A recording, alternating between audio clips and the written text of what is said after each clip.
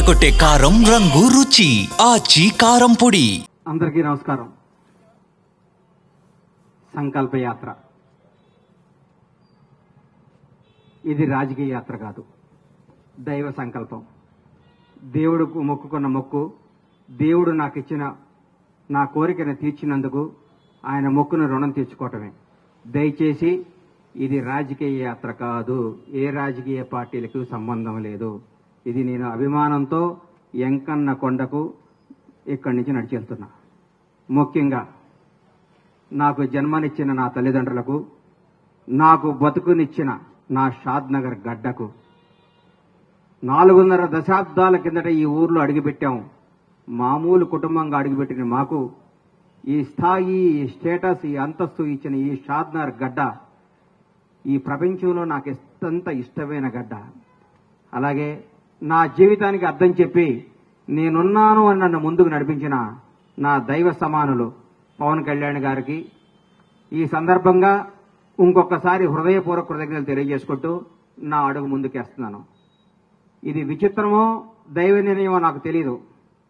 నేను హైదరాబాద్ మెగాస్టార్ చిరంజీవి గారిని చూద్దామని పోయా. ఫస్ట్ ఆయన హీరోగా నటించిన సినిమా నా థియేటర్లో ఆడుతుంది. ఈరోజు ఇక్కడ సంకల్ప యాత్ర మొదలు పెడుతున్నా. ఎందుకంటే నాకు అదృష్టం ఏమిటి, ఇది సంకల్పం. ఓ రోజు ఉదయాన్నే 4 గంటకి 4:30కి నేను నిద్రలేసే అలవాటు. లేవంగానే నా ఫోన్ చూస్తే నంద్యాలలో చంద్రబాబు నాయుడు గారు అరెస్ట్ చేస్తున్నారు అని చెప్పారు. షాక్ అయిపోయాను. ఇదేంద్రా నాయన చంద్రబాబు గారిని అరెస్ట్ చేయటం అని. నేను అనుకున్నాను చంద్రబాబు గారిని గుంటూరు తీసుకొస్తారు, అక్కడ బెయిల్ ఇస్తారు. బెయిల్ ఇచ్చినాక ఒక నాయకుడు 15 ఏళ్ల పాటు ముఖ్యమంత్రిగా చేసిన మహోన్నత వ్యక్తి, 40 ఏళ్ల సుదీర్ఘ రాజకీయ జీవితం కలిగిన వ్యక్తి, ప్రపంచవ్యాప్తంగా తెలుగు వాడికి గుర్తింపు తీసుకున్న మహోన్నత శక్తి, ఆయనకి ఎందుకు జరుగుద్దులే అనుకున్నాను. సాయంత్రం వరకు ఆ నిద్రాహారాలు మాని చూస్తూ ఉన్నాను, ఎప్పుడు వస్తుందని. రాంగాలే ఆయన జైలుకు పంపిస్తున్నామన్నారు. అప్పుడు కూడా మనసును చంపుకున్నాను. రాజమండ్రి జైల్లోకి వెళ్లే లోపు డెఫినెట్ గా సార్కి బెయిల్ వస్తుంది, ఏం కాదు ఇది కూడా ఆయనకి కూడా తెలుగు ప్రజలకు తెలుస్తుందిలే, ఇది నిజమేంటో అబద్ధమేంటో అనుకుంటూ ఉండగానే లోపలికి వెళ్ళారు. 1వ రోజు, 2వ రోజు, 3వ రోజు, 4వ రోజు, అలా రోజులు గడుస్తున్నాయి. సార్ బయటికి రావట్లేదు. లోపల ఏం చేస్తున్నారని చిన్న టెన్షన్, చిన్న భయం స్టార్ట్ అయింది. ప్రతిరోజు ప్రతి క్షణం ఈయన ఎప్పుడు బయటకు వస్తారా అంటూ ఉండేవాళ్ళు. ప్రతిరోజు నేను అందరితో మాట్లాడుతూ ఉంటే నేను ప్రతిరోజు వాయిదా ఉన్నప్పుడల్లా సుప్రీంకోర్టుకి వెళ్ళడం జరిగేది. ఎందుకు? అందరికంటే ఆ తీపి వార్త, ఆ మంచి వార్త, సార్కి బెయిల్ వచ్చింది అన్న మాట నేనే వినాలి ఫస్ట్ అన్న స్వార్థంతో ప్రతిరోజు ఢిల్లీ వెళ్ళి కూర్చుంటూ ఉండేవాడిని. ఢిల్లీ వెళ్ళి కూర్చుంటే ఒకరోజు కంపల్సరీ ఈయనకి బెయిల్ వస్తుంది, అందరూ హ్యాపీగా ఉండండి అందరూ అనుకోవటం జరిగింది. మాట్లాడుకున్నాం. ఆ రోజు మా శివాజీకి చెప్పాను, శివయ్య ఈసారి సార్కి బెయిల్ వచ్చేస్తుంది, ఇంకా హ్యాపీ, ఇంకా ఏం కదంటే మానాడు అన్న రోజు మా వాడు నీది యథార్థవాదే లోక విరోధి, వాడు యథార్థాలు మాట్లాడతాడు కాబట్టి మా తమ్ముడు ఎప్పుడు లోకానికి విరోధి అవుతుంటాడు. ఎవరు ఏమనుకున్నా, ఎవరు ఎన్ననుకున్నా, ఏదనుకున్నా మా వాడు స్టైల్ మారదు, మా వాడు పందా మారదు. ఇది ఏం చెప్పిందో అదే మాట్లాడతాడు. మనస్సాక్షినే మాట్లాడే వ్యక్తి శివాజీ నేను మాట్లాడుకున్నాను. ఎల్లంగానే జడ్జి గారి ముందు కూర్చున్నాను. సార్ది వచ్చింది, బెయిల్ వస్తుంది, 1 గంటలో సార్ బెయిల్కి వచ్చేస్తుంది, హైదరాబాద్ వెళ్ళిపోతే ఆనందం చూస్తే ఆ గౌరవ న్యాయస్థానంలో ఆ జడ్జి గారు ఒకటే మాట అన్నారు, ఇది నాట్ బిఫోర్ మీ అని ఫైల్ పక్కన పడేశారు. గుండె జారిపోయింది. అప్పటికే దాదాపు 43 రోజులు 42 రోజులు అయిపోయింది. ఇంకెప్పుడు బెయిల్ వస్తుందని చిన్న భయం స్టార్ట్ అయింది. నడుచుకుంటూ బయటకు వచ్చాను. ఆకాశం వైపు చూశాను. 7 కొండల వాడు కనపడ్డాడు.